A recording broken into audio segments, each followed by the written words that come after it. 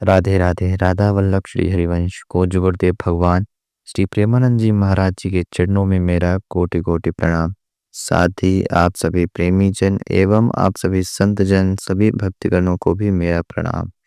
एक साधक द्वारा गुरु जी से एकांतिक वार्तालाप में यह पूछा गया कि हे प्रभु, हे भगवान, मैं अपने जीवन में किसी भी कार्य में वो सफलता को प्राप्त क्यों नहीं कर पाता हूँ, या फिर मैं किसी भी काम को किसी भी सच्ची निष्ठा के साथ दृढ़ संकल्पता लेकर के जब उस कार्य को करना प्रारंभ करता हूँ, तो कुछ समय के लिए, कुछ दिनों के लिए मैं उस पर अडिग रहता हूँ और उस कार्य को करता हूँ, परंतु धीरे धीरे मेरा मनोबल, मेरा आत्मचिंतन और मेरी दृढ़ता तीनों के तीनों कम होते जाते हैं और फिर धीरे-धीरे उस कार्य की गतिशीलता भी बदलती जाती है। तो ऐसा क्यों है पूज्य गुरुवर? और यह प्रश्न एक साधक द्वारा, अर्थात एक कम आयु के साधक, एक विद्यार्थी द्वारा पूछा गया था। तो गुरुदेव भगवान इस पर कहते हैं कि सबसे पहले तो आप विद्यार्थी हैं और आप ऐसा प्रश्न कर रहे हैं, आपके अंदर ऐसी इच्छा जागृत हुई, हम आपका सम्मान करते हैं। हमें बड़ी प्रसन्नता हुई कि आपने ऐसे प्रश्न पूछे। चूँकि आप विद्यार्थी हैं, तो वैसे तो यह जो चीज़ है, यह कार्य हर एक साधक को अपने जीवन में रखना चाहिए, लेकिन सबसे ज़्यादा प्रभावशाली, सबसे ज़्यादा अगर किसी की जीवन में प्रभाव डलती है, तो वह होती है एक विद्यार्थी के जीवन में। विद्यार्थी के जीवन में सबसे ज़रूरी होती हैं 2 चीज़ें, पहला दिनचर्या, दूसरा निरंतरता, अर्थात पहला डिसिप्लिन जो कि आपकी डेली रूटीन में आना चाहिए, और दूसरा कंसिस्टेंसी, यानी कि लगातार आपके डिसिप्लिन को मेंटेन रखना है। तो ही आप अपने जीवन में हर कार्य को कर सकते हैं, हर प्रकार के कार्य को कर सकते हैं, अपने जीवन में हर क्षेत्र में सफल हो सकते हैं। यहाँ पर गुरुदेव भगवान कहते हैं कि अगर एक विद्यार्थी के जीवन के लिए कोई दिनचर्या देखी जाए, तो उन्होंने बहुत पहले ही इसका उत्तर देते हुए एक बार कहा था कि 12 घंटे सफिशिएंट, यानी कि 12 घंटे पर्याप्त होते हैं एक विद्यार्थी के लिए अपने जीवन में अन्य कार्य करने के लिए। स्कूल आना-जाना, स्कूल में पढ़ाई-लिखाई करना, बाकी सारी कामों, यानी कि स्कूल से आना-जाना, स्कूल के कार्य करना, पढ़ाई-लिखाई करना। बाकी के बचे 6 घंटे तो आपके लिए विश्राम के लिए हो जाते हैं। बचते हैं 2 घंटे, तो ये हो जाते हैं आपके भोजन-पानी आदि के ग्रहण करने के। यानी कि सुबह का नाश्ता हो गया, सुबह का नाश्ता हो गया, दोपहर को तो आप स्कूल में ही रह रहे हैं, और इसी के साथ-साथ शाम का खाना हो गया। अब बचते हैं आपके पास 4 घंटे, यानी कि 12 घंटे आपके काम के हो गए, 6 घंटे आपकी निद्रा के हो गए, 2 घंटे आपके भोजन आदि के हो गए, स्नान के हो गए, जो कि आपके लिए पर्याप्त है। बिना इधर-उधर समय गँवाए यदि आप करते हैं, 2 घंटे आपके लिए बहुत ज़्यादा पर्याप्त होते हैं।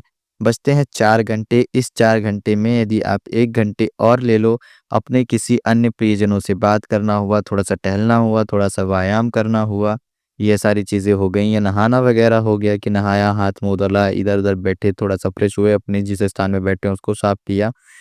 बाकी के अन्य कामों के छोटे-मोटे, तो भी आपके पास 3 घंटे बच रहे हैं। अब इन 3 घंटों में से आप कम से कम 1 घंटा अपने प्रभु के लिए निकाल सकते हैं, नाम जप के लिए, नाम कीर्तन के लिए, भजन कीर्तन के लिए, और बचा 1 शेष घंटा आप अपने अभ्यास के लिए दे सकते हैं, कि जो भी आपको पढ़ाई-लिखाई से अभ्यास करना हो, या फिर आप अपने खेल-कूद के लिए दे सकते हैं। आप अपने बाहरी खेल-कूद में दे सकते हैं, थोड़ा-सा टहलने के लिए दे सकते हैं, इधर-उधर घूमने के लिए दे सकते हैं, अपने मन को थोड़ा-सा अलग अभ्यास कराने के लिए दे सकते हैं, अपितु जो आपके लिए कार्य उचित हो अपने बचे हुए बाकी के शेष कामों के लिए। ठीक, तो यहाँ पर आप देखो कि आपके जो 24 घंटे हैं वह पूर्ण रूप से आपको व्यस्त रखते हैं, पूर्ण रूप से एक डिसिप्लिन टाइप से हो रहे हैं, और मोटे-मोटे रूप से देखा जाए तो आपकी कार्य करने की जो पढ़ाई संबंधित अवधि है उसकी बढ़ा दी गई है। अगर आप इस डिसिप्लिन को भी मेंटेन कर लेते हो, तो आप अपने जीवन में अवश्य रूप से सफल होते हो। सबसे पहले तो आजकल के जो युवा पीढ़ी है, वह सबसे पहले सबसे बड़ी गलती करते हैं, रात्रि के समय, अर्थात विश्राम के समय जो उनकी शयनशैया है, वहाँ पर वो मोबाइल लेकर के जाते हैं और फिर मोबाइल चलाते-चलाते हुए सोएँगे। ये सबसे बड़ी गलती है, सबसे बड़ी भूल है। इससे आपके दिमाग को गलत संदेश जाता है, आपके मन की जो है अभ्यास वह गलत होती है। इसी वजह से वह पढ़ाई-लिखाई या किसी भी उचित और विशेष चीज़ों को ध्यान में नहीं रख पाता है, क्योंकि आपने अपने मन में अत्यधिक से अत्यधिक कचरा दे दिया, और जब आपका शरीर विश्राम के लिए जाता है, तो हमारा मन उस समय विश्राम में नहीं होता है, क्योंकि मन जब थका हो तब आपको बहुत गहरी नींद आएगी, और आप अपने मन को थकाते किस चीज़ों से हैं? फालतू के कारणों से करके, मोबाइल में ऐसी उल्टी-सीधी रील्स देख कर के, गलत-गलत दृश्य देख कर के, उल्टे-सीधे सीरियल आदि देख कर के हम अपने आप को, अपने मन को विचलित कर देते हैं। अगर हमें देखना ही है, हमें मनोरंजन ही चाहिए, तो हम अच्छी चीज़ें देख सकते हैं, प्रभु का चिंतन कर सकते हैं, भजन सुन सकते हैं, नाम जप सुन सकते हैं, प्रभु की कथाएँ सुन सकते हैं, लीलाएँ सुन सकते हैं। अच्छे सीरियल के रूप में हम रामायण और महाभारत जैसे सीरियल आदि कथाएँ देख सकते हैं। इससे हमारे मन को भी अभ्यास होगा, मन के अंदर अच्छी रचनाएँ जाएँगी, मन के अंदर अच्छे दृश्य जाएँगे, हमारे अंदर के जो विचार हैं वह भी शुद्ध और पवित्र होंगे। परंतु हमें वैसे तो मोबाइल लेना ही नहीं चाहिए। विश्राम के समय हम केवल अपने प्रभु का नाम चिंतन करते हुए विश्राम करें और सुबह जितना हो सके तो हम प्रातः काल सूर्योदय से पहले उठे। यदि हम सूर्योदय से आधे घंटे पहले भी उठ करके, अर्थात 5:30 बजे भी आपका सूर्योदय हो रहा है, 6 बजे हो रहा है, तो आप सुबह-सुबह 5 बजे तक उठ जाएँ, यानी 4:30 से 5 के बीच आप उठ कर के, हाथ-मुँह धुल करके थोड़ा-सा गर्म पानी आप पीते हैं, तांबे के लोटे में रखा हुआ या फिर जल पीते हैं। उसके बाद आप थोड़ा-सा टहलते हैं, उठक-बैठक लगाते हैं, व्यायाम करते हैं, स्नान करते हैं, प्रभु को जल समर्पित करते हैं। फिर देखिए कि आपका जो ब्रह्मचर्य है वह कैसे पुष्ट होता है, और जैसे-जैसे आपका ब्रह्मचर्य पुष्ट होना प्रारंभ होता है, वैसे-वैसे आपके अंदर आंतरिक शक्तियाँ जो हैं वह बढ़नी और जागृत होनी प्रारंभ होती हैं और आपको महसूस भी होती हैं।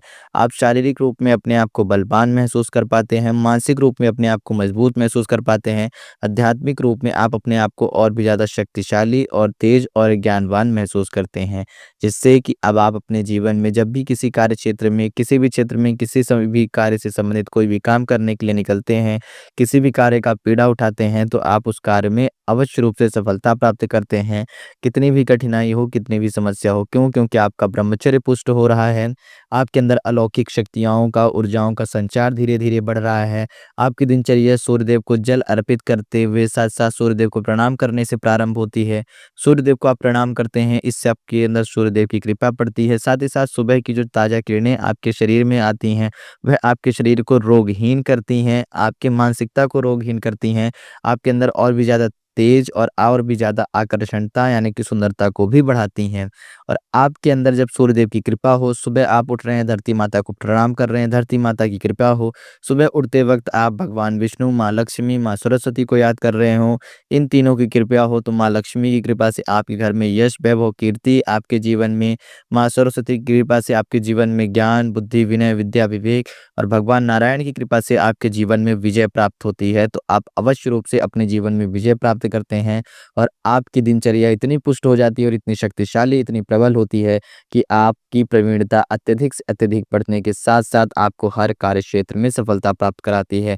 इसलिए सदैव अपनी दिनचर्या को सुधारें। दिनचर्या आपकी कर आप केवल प्रारब्ध को सुधार दें, अपनी दिनचर्या का प्रारब्ध यानी कि सुबह उठना, सुबह उठने की सही समय सारिणी बना लें। आप स्टार्टिंग से ही आप ऐसा ना सोचें कि हम ब्रह्म मुहूर्त 3:40 पर ही उठेंगे, नहीं। धीरे-धीरे अपने जीवन में सुधार लाएँ और बदलाव लाएँ, क्योंकि आपने अभी तक पूरा गलत अभ्यास किया, अब डायरेक्ट उसको पूर्ण रूप से सही करना चाहेंगे, तो आपका मन आपको विचलित और परेशान करेगा। तो आप अपने मन को बहुत ज़्यादा विचलित और परेशान ना होने दें, मन का सहयोग लें और मन को अपने अनुसार चलाते हुए, मन का सहयोग लेते हुए, मन को अपने सहयोग में धीरे-धीरे संपूर्ण रूप से ढालते हुए ही आप परिवर्तन करें। सुबह 5 से साढ़े 5 के बीच में आप उठें और उसके बाद जल अर्पित करें। अगर आप ये लगातार कई दिनों तक कर लेते हैं, तो आपके अंदर के जो आपका बल है ना, आपकी मानसिकता शक्ति भी बढ़ती है कि हमने इतने दिनों तक इसको कंसिस्टेंसी से कर लिया, एक लगातार रूप से कर लिया, एक निरंतरता से कर लिया, तो आपके अंदर और भी ज़्यादा पॉजिटिविटी आती है, और जितनी ज़्यादा आपके अंदर पॉजिटिविटी आती है, सकारात्मक आती है, तो सकारात्मक ऊर्जाएँ आपको अवश्य रूप से सफलता दिलाती हैं। तो दिनचर्या सुधारें।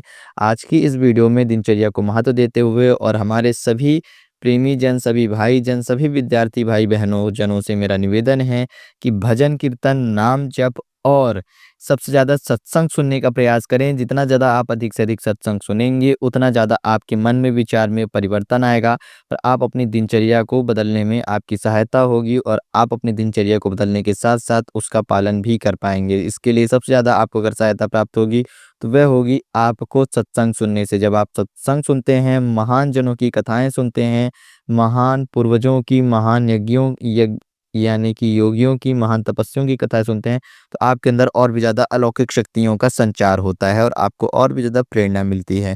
तो ऐसी कथाएँ ज़रूर रूप से सुनें। आज की इस वीडियो को यहीं पर समाप्त करते हुए हमारे सभी विद्यार्थी भाई-बहनों को, साथ ही साथ प्रेमी साधुजन, सभी संतजन, सभी वैष्णव भक्तगणों को मेरा प्रणाम। पूज्य गुरुदेव भगवान श्री प्रेमानंद जी महाराज जी के चरणों में भी मेरा कोटि-कोटि प्रणाम। राधे राधे, राधा वल्लभ श्री हरिवंश।